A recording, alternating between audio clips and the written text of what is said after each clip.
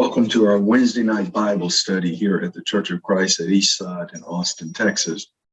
We certainly want to welcome all of our visitors that may be visiting with us online, since we're doing this virtual meeting. Thank God for all the technology that we have.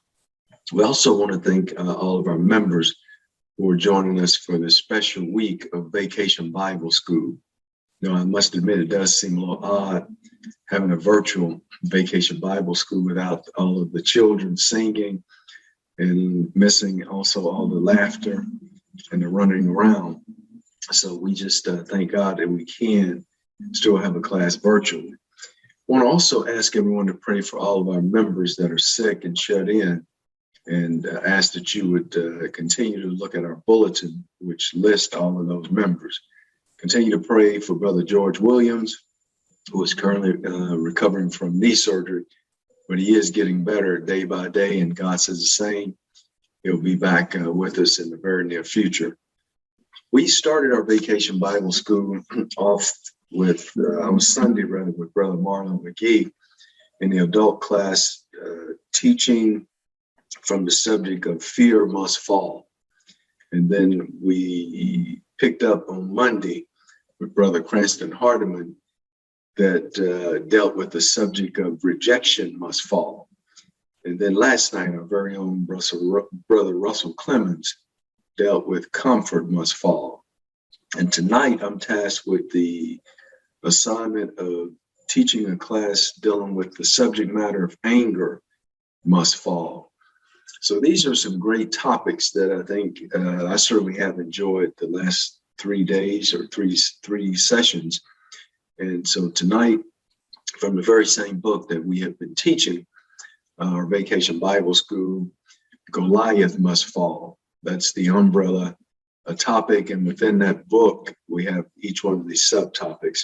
So this book is a very good book by Louis Giglio. And so it simply is titled Goliath Must Fall. As we start tonight, what I would like to do is recap just a couple of things, just dealing with my subject matter, anger must fall. You know, anger is a subject or a topic that most of us deal with, if not on a daily basis, we certainly have dealt with it during our life. You know, it's something that can come out of nowhere, seems to come out of nowhere rather, or it could be something that simmers for a long time. Anger has no age barrier, no gender barrier. It's something that could creep up on us at any point in time.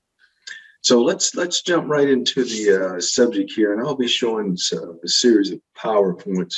So I'll share my screen here, and we'll talk about the anger must fall subject. And you can see on the first PowerPoint, we just simply have the actual topic there, anger must fall.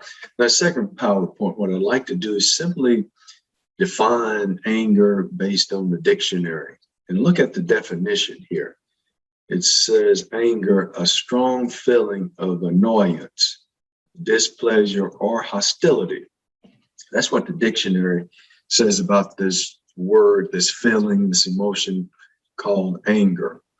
And certainly anger is depicted in facial expression. We'll run through or go through a series of expressions or PowerPoints, just pointing to things we see every day, and then we'll get right into the meat of our lesson. So just facial expressions. Here you can see a young man which appears to be angry.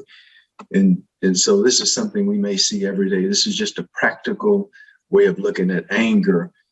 And we also define anger, we define things based on that word anger. If you look at angry weather, on the left, you can see a tornado. On the right picture, you can see waves smashing against a building there. So we even define anger, define weather rather in anger. Also, if you think about the sporting world, images could bring up anger in some people. If I showed the next slide, which is just a football team with the symbol, the Houston Texans, if people don't necessarily like the Texans, just that symbol could bring about angry emotion. Then certainly, if I bring up another Texas team, football team, and show this symbol with the star and the Cowboys, if people don't gravitate to the Cowboys and like the Cowboys, then just that symbol alone could create an emotion that may end up being anger. And then if you look at words, there's something called chronic anger, but just words can create angry situations, red or blue state. Just saying that with nothing else could potentially create and make someone angry, rather vaccinated or anti-vaxxer. Those words simply could bring out an angry reaction from people. Old Navy or Pac Sun. Just different words can bring about anger. And if we look at a current event, by the way, that where we saw many angry people on January the 6th, this is just a picture of people that were angry and stormed the United States Capitol. Well, someone may say, why are you getting political? Well, anger doesn't take a political stand. Anger is found in Republican, Independents, Democrats. So that's one thing about anger, but this is just a current event, and certainly we are aware of that. So while we're showing other pictures, we'll show something that's real. Even emojis, when we look at our social world, there's emojis. They have angry emojis, and so you can just, you don't even have to text words. You can just text one of these emojis, and people pretty much know what these mean. There are angry hand gestures and hand signs that people use. And so remember, you don't have to even speak words, but just in our everyday moving around, we see different things that depict, that point out things that may indicate something is angry or somebody is angry. So the title of the book, Goliath Must Fall, it actually had me thinking, and I did hear some of our other instructors touch upon this right here, in terms of what does it mean this Goliath must fall? Well, if we parallel what Goliath really is it's a giant that David had to face when he was a young boy, and he slew Goliath. So Goliath is anything that's a giant in our life.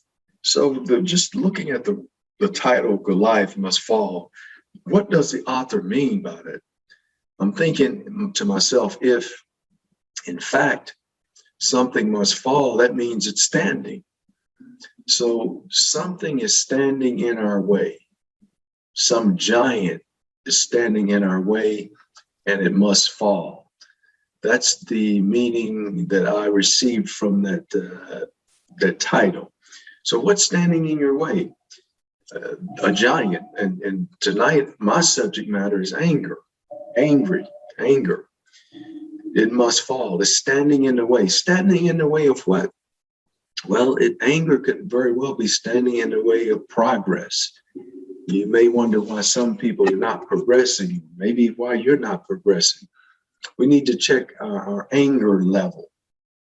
And also, maybe this will serve as an anger management type course. It's free. You don't even have to pay for this anger management type course. But I think we will say some things, certainly from the Bible, that could possibly help some of us deal with our anger issues. So it's standing in a way of progress. Maybe anger is standing in the way of you reaching your maximum potential. Some people let anger limit their potential. And so it's standing. And maybe for some people, it's standing and preventing progress. Maybe it's holding you back.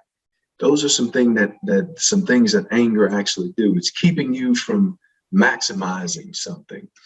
So that's the standing part, is standing in the way.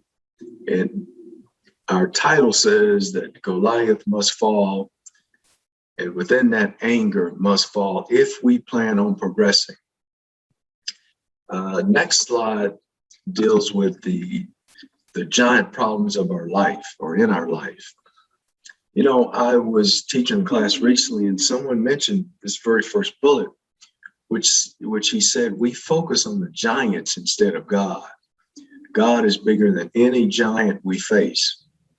And that really took us down a different path to start talking about in this class, to start talking about and discussing focus. We focus. So to deal with anger, we need to maybe redirect our focus. Remember, don't focus on the giant, the person in front of you necessarily. Our focus should be on God, because God knows how to deal with anger better than any one of us. So remember the focus part of it. The second bullet says giants will prevent progress and stand in your way, preventing you from obtaining goals. We just discussed that a little bit earlier, and it's still good stuff because it's true. And the third bullet says God has already won our battle. We need to remain faithful. The battle is won, and we'll touch upon that in just a few minutes, dealing with the battle is won, but the struggle continues.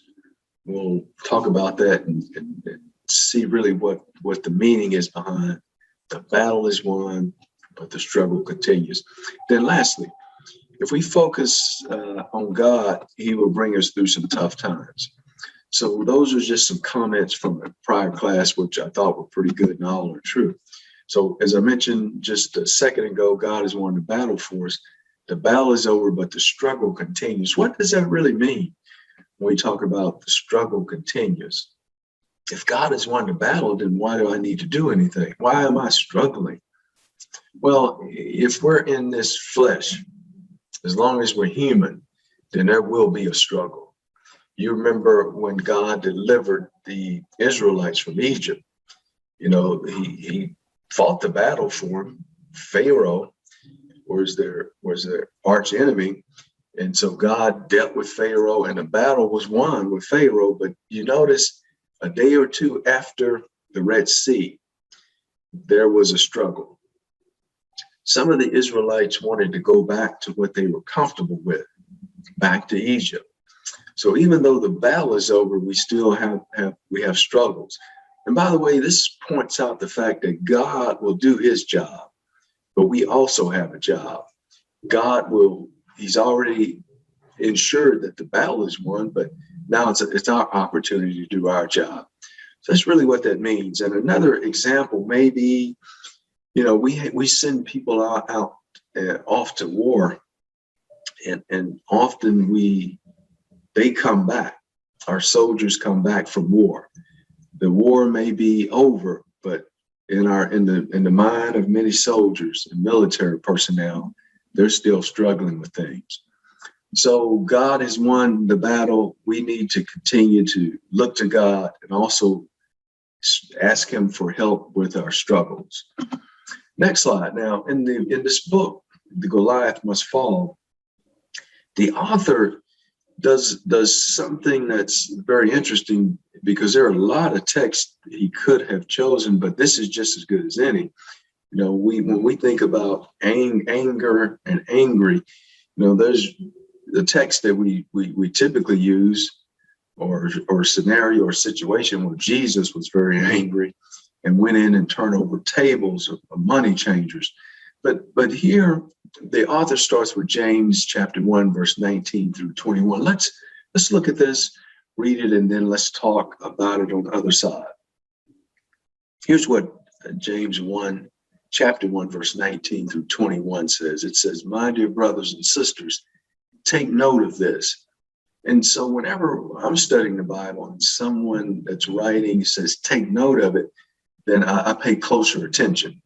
And I think that could be an indication or an indicator that something is about to be said that could really help us. Not that most things in the Bible could help us, but here, pay closer attention is what James is saying. And then he goes on in the second part of this, everyone should be quick.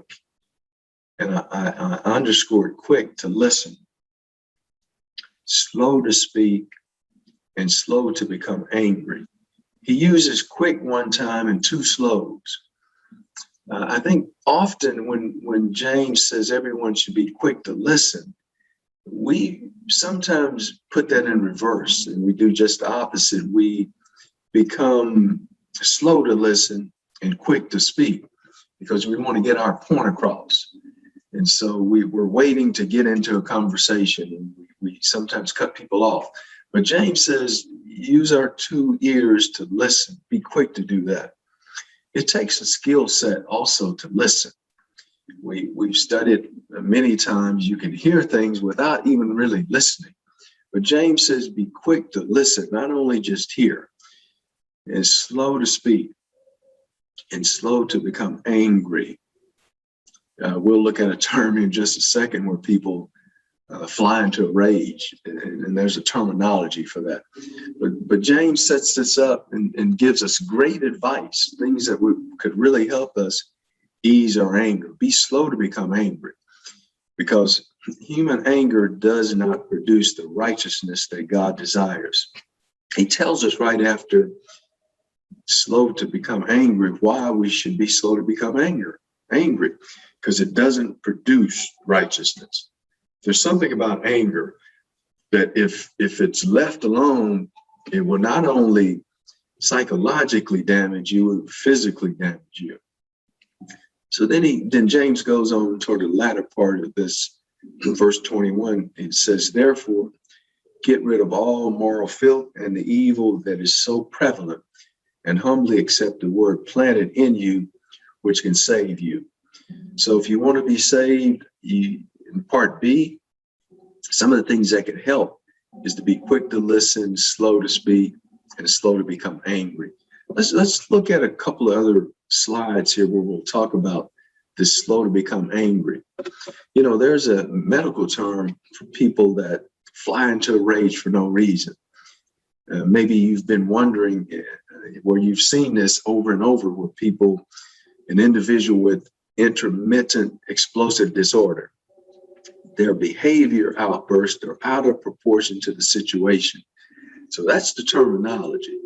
We're dealing with a disorder for some people. And this appears to be chronic anger, where they fly into a rage for no reason. You've may no doubt have seen some of these people before, but that's the terminology. People that are always angry. They're quick to become angry. James said just the opposite. But these are the type of people with this disorder that are quick to become angry. And we know what happens when you become angry and you fly into a rage for no reason. Sometimes we're irrational. We don't do things that make sense. And so just that on its face should require and demand us to be slow to anger. When something has been said or done, there are a lot of consequences, and it's often if some situations are irreversible in terms of trying to take something back. It's impossible to do it, and it certainly will harm a lot of relationships. So this is a disorder here where there's an outburst. Well, give me an example of where there's an outburst that's disproportional or not proportioned to the situation. Well, someone steps on your shoe at church, and they say, I'm sorry. And some people will fly into a rage for no reason. Well, yeah, they stepped on my shoe, but what is the proportion or your outburst? What's your behavior? Well, some people really get beyond upset on an accident or something like that. And we've seen that before. So that's a disorder. And sometimes you may be dealing with people and they have this disorder and you don't even know it. You just see them always upset. Now, here's a question for our class here. How was anger dealt with in your family when you were growing up? Think about that. Go back, think about how was anger dealt with in your family? Or if you want to upgrade or update that question, how is anger dealt with in your family now? So we could look in the past, or we could bring it right here to the future. How is anger dealt with, or how was it? And the reason I think the author uses the past tense is because some things carry over. People are more apt to follow examples. And so and I think this author makes the point of if you've been doing something and you don't know why, you may go back and look and see where you picked up a habit or an anger issue, and you may be in a better position to deal with it. Then this other question, second question, if one of your friends said something that really angered you, would you be more likely to speak up at the time, say nothing, or secretly plan to retaliate? There's a lot of retaliation going on, especially in the social media world, where people can be anonymous and they can go on all of these media outlets and they can make their feelings known, often anonymously. So that's part of retaliating also. So we do have to be careful and watch that. Now, the author points out 3 forms of anger: wrongly placed anger, rightly placed anger, and then suppressed anger. So let's look at those 3 methods of anger or forms of anger that the author pointed out. So he says wrongly placed anger. Here's the definition. You feel angry about something that never happened. Has that ever happened to you? You thought somebody did or said or feel something bad, but the people didn't really do or say or feel that way. The anger is wrongly felt and sometimes wrongly acted upon too. But it's real anger in your life, to be sure. So that's what the author defines as wrongly placed anger, where we suspect someone did something.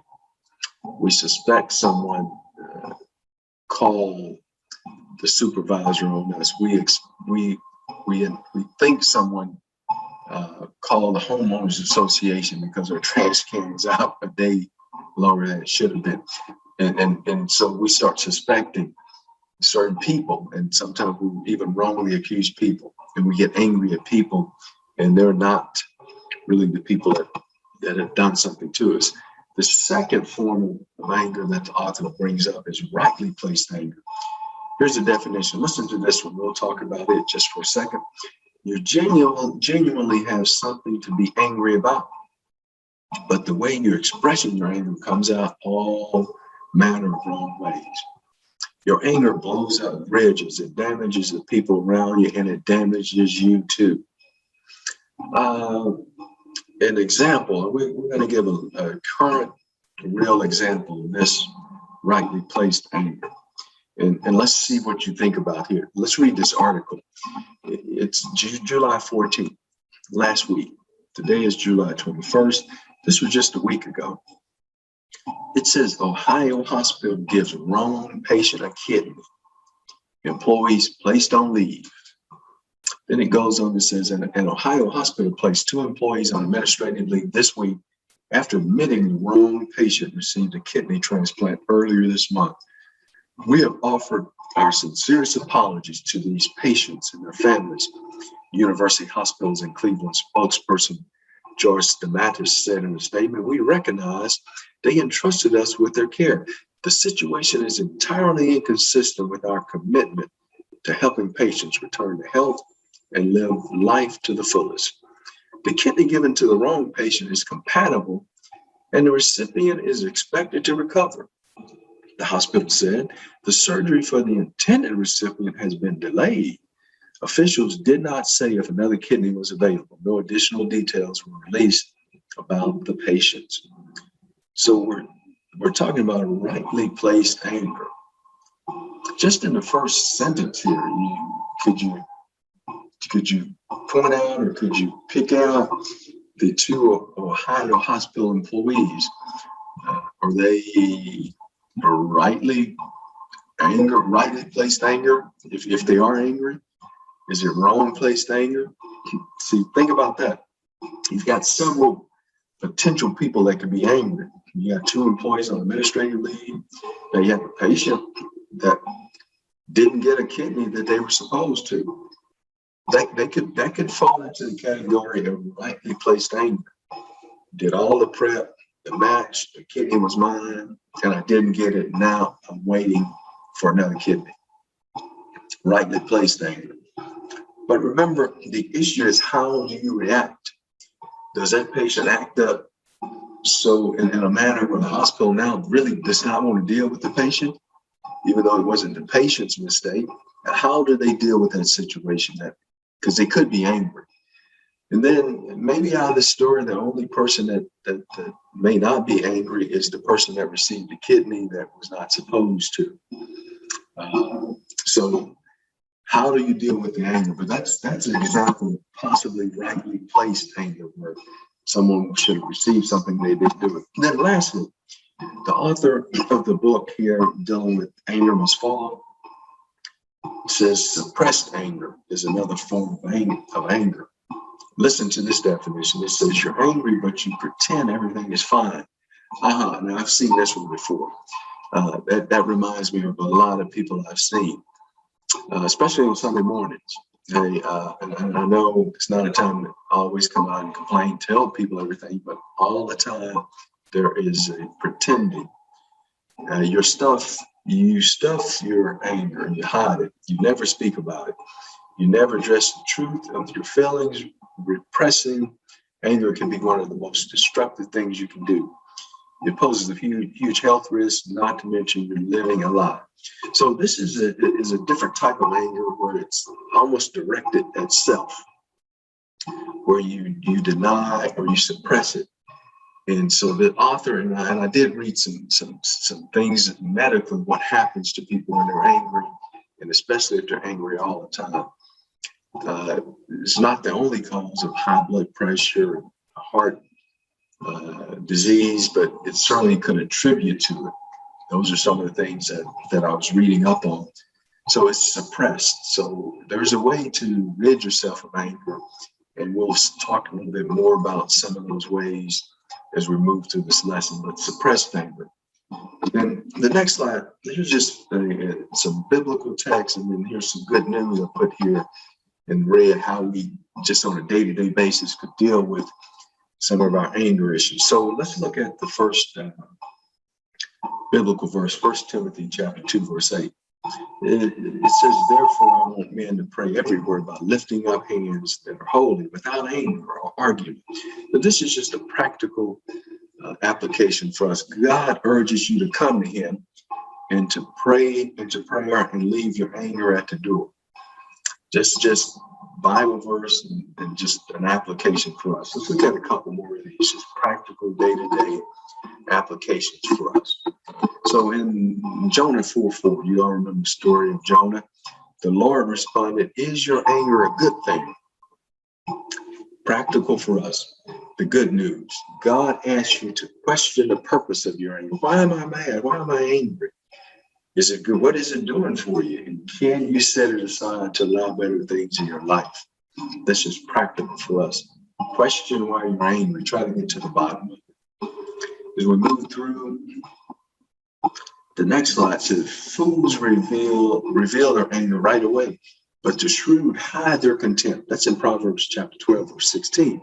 Now here's a practical lesson for us. Everyone can feel anger, and we do. But it's how you react to that feeling that displays your character. And that's going to be a common theme throughout this chapter dealing with anger. Angry, but how do I react? Anger, but how do I react?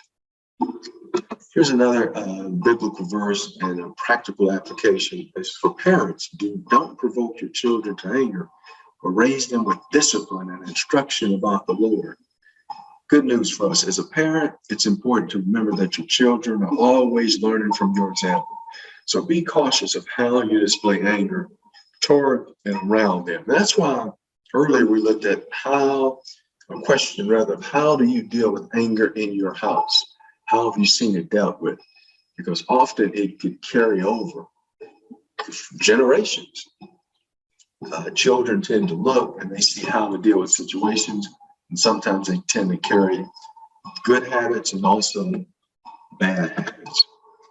So next, this is the last one in terms of anger. Because churning milk makes curds, squeezing the nose brings blood, and stirring up anger produces strife. That's in Proverbs 30:33. And I do like the language, by the way. That's just simple, down-to-earth language in Proverbs 30:33. But here's everyday good news for us. Every action has a consequence. Angry, how do you deal with it? Every action has a consequence, and no good can come from holding on to anger. So here's a couple of questions here for us. What's your usual way of dealing with anger? How do you normally deal with anger? Think about it. And this could be a window into why certain situations turn out the way they do if you have a consistent process of dealing with it the wrong way. The second question says, forgiveness means acknowledging the wrong done, but not holding it against the other person. How readily do you forgive?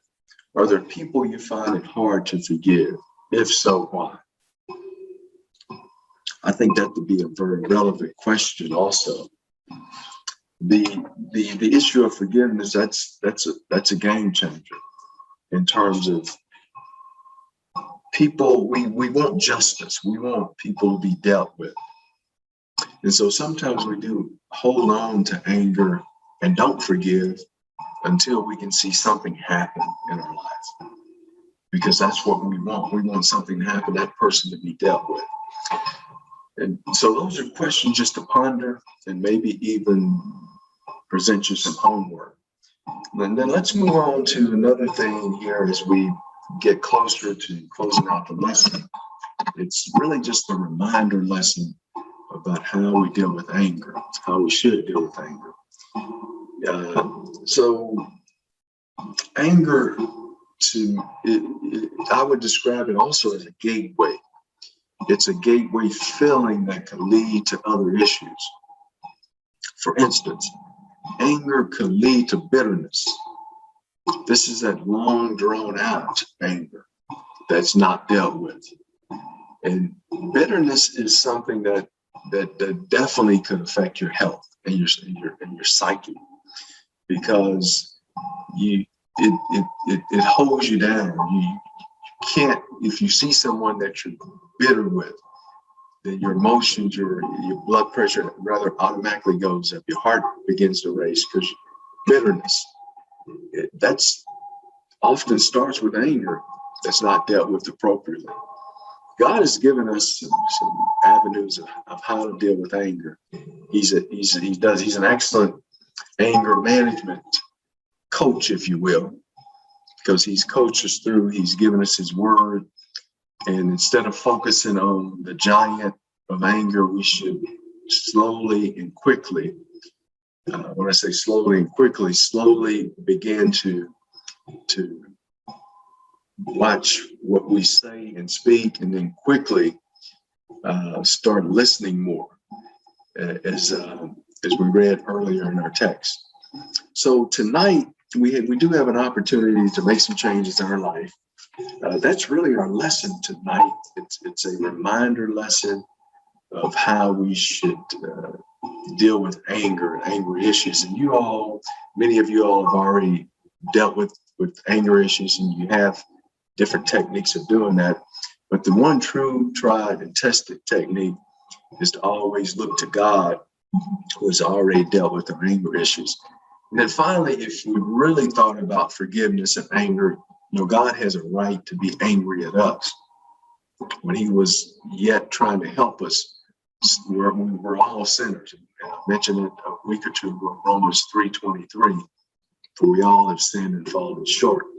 And so if you think about being angry, someone that made us, and we're still not acting right all the time, it could, if we thought about how God treated us when we treat others, then that certainly could help us also. So that's our reminder lesson tonight, dealing with anger. And I appreciate everyone's attention, and I hope that we've said something that could help you out when it comes to this powerful subject of anger. As a reminder, continue to pray for those that are sick on our shed-in list, and listen to our services on Sunday. We are meeting again. If you haven't taken note, and we would encourage everyone that can come out on Sunday mornings at 10 o'clock and continue to listen to our Wednesday night Bible studies. Thanks a lot, and may God bless you. And we will certainly talk to you later.